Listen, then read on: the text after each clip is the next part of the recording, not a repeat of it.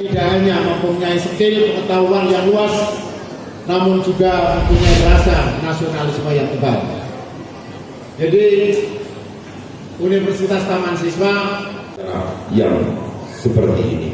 Untuk itu pada seluruh wisudawa dan wisudawati, kami yang bangga ini mohon kepada kalian jaga kesinambungan bangga kami.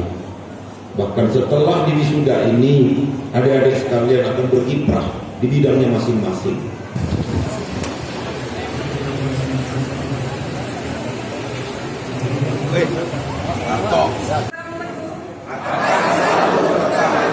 Kepada kebenaran ilmiah. Tiga. Akan selalu berusaha mengamalkan ilmu kami demi kesejahteraan bangsa.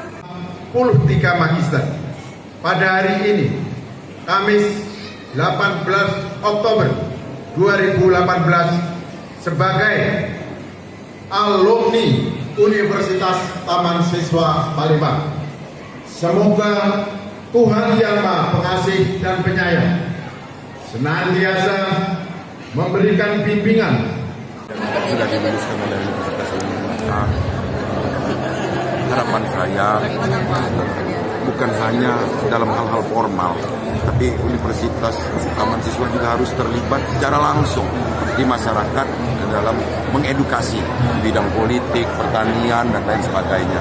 Nanti saya akan bicara khusus dengan rektorat untuk dapat kerjasama ini ditindaklanjuti secara konkret.